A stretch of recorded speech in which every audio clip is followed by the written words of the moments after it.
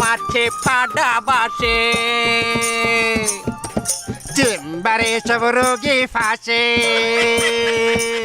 বাচ্চার লাগি রুগী করে উ, দুষ্টু ডাক্তার খালি টেস্ট দেয়,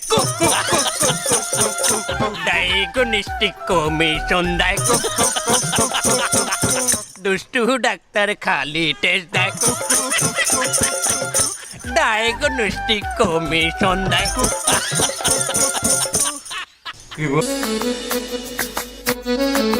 রিপোর্ট ভুল লেখা দাও, বুঝবে না তো কানায়, মামলা হইলে পরে দেখা নেব থানায়। ও সিস্টার গো, ডাক্তার যেন খায় না ধরা, ধরা খাইলে তোমার ঠ্যাং ভাঙ্গা করবে গুড়া গুড়া। তুমি কম বয়সী সিস্টার গো, লাগে উড়া ডুরা, তুমি কম বয়সী সিস্টার গো, লাগে উড়া ডুরা। ভুলভাল রিপোর্ট নিয়ে তো আমাকে রুগী গেছে অপারেশন করাইতে। অপারেশন তো কোনো না কোনো উপায় হয়েই যাবে, কিন্তু অপারেশনের পরে কি হবে চলুন সেটা দেখে নেই। আরে নাকি স্যার, আমার তো অপারেশন শেষ হয়ে গেছে, আজকে বলে আমার ডিসচার্জ করিয়ে দেবেন। হ্যাঁ, বিলটা দিলেই তো তোমার সারিয়ে দেবো। ও বিল হয়, ভালো কথা। বিল কয়টা কি সেটা দেন তো। আমাদের ওই প্যাকেজটি নিয়েছো, সেটা হলো আমরা যা যা অপারেশন থিয়েটারে ব্যবহার করবো সেইটার বিল দিয়ে দেবো, তাই না? হয় মোট 3,90,580 টাকা। কি 80 টাকা কম দিও। এত টাকা কেমনে হইলে মিয়া? আমি আমার হিসাব দেন।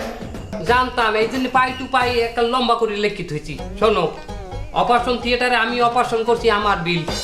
যে অপারেশন থিয়েটারে করছি সেই রুমের বিল।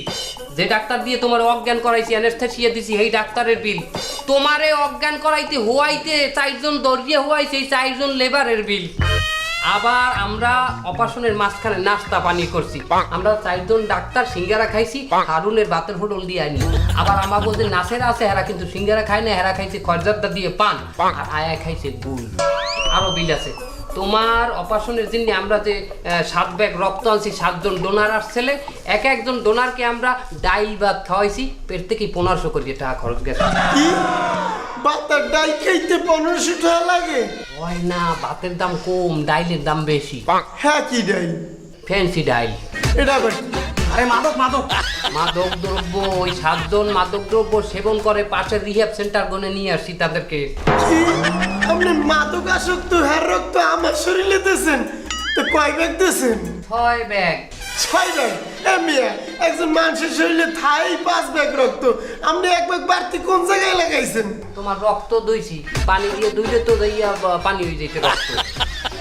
আর কি কোনো বিল আছে স্যার? তারপরে ওই যে তোমার বিল আছে না? স্যার, আমার বিলটার কথা তো কলেনি না স্যার।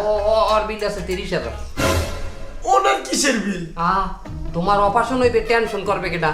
ওনারে রাখছি টেনশনের জন্য। উনি টেনশন করতে করতে উনি টয়লেটে যাইয়া এমন কুতুনি মারছে, টয়লেটের কমোড ফাইটে গেছে, কমোডের চূর্ণ শিরামি। কি এই কমোডের বিলও দেওয়া লাগবে আমার?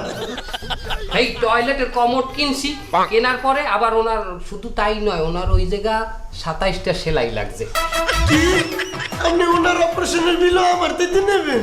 আরে ভাই, আপনি মানসিক টেনশনের কথা কি বলবেন কল? ভাই, আমার কষ্ট কাঠিন্য হয়ে গেছে, আজকে 17 দিন পর আমি সফল হয়েছি। আর কি বিল আছে? কবরের বিল আছে, কবর খোঁচার বিল আছে 2,500। এমনি আপনি কবরটা খুঁজছেন কার লইগিয়া? সিরিয়াস অপারেশন করছি, তুমি মরতেও তো পারতা না। আমি কি মরছি? আরে ভাই, তা যদি কিন্তু তো একটা ব্যাপার আছে, আপনি তো মরেও যেতে পারতেন। আরে ভাই, যদি কিন্তু ব্যাপারটা আমি বোকা চলে গেছো তাতে কি? নতুন একটা পেয়েছি, তোমার তাইয়া 2টা কিডনি বেশি। আর কিছু কইেন না, আপনার যে বিল হইছে ওইটা আমি দিতেছি, লাগে আরো 100 টাকা আপনার বকশিস দিতেছি। আর কিছু বাইরে না কইেন না, এই ঘন্টা এইবার পারফেক্ট।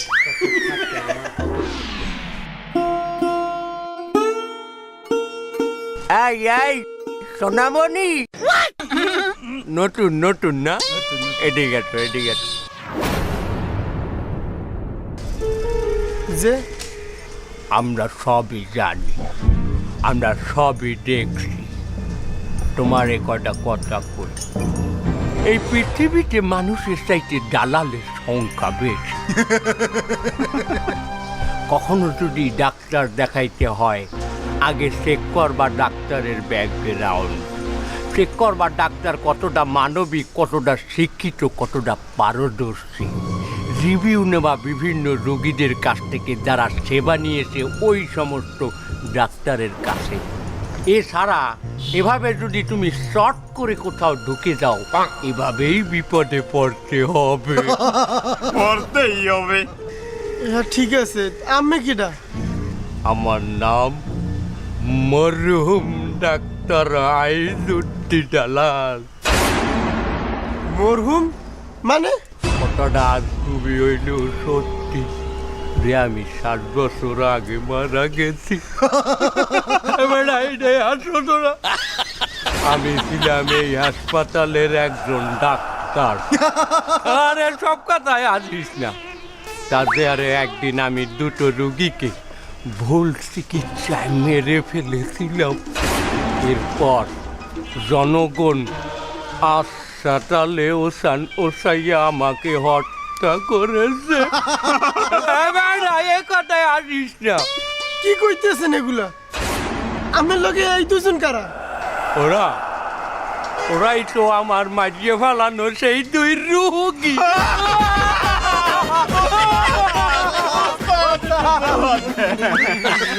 তো ওরা আমার লগে রইছে কে?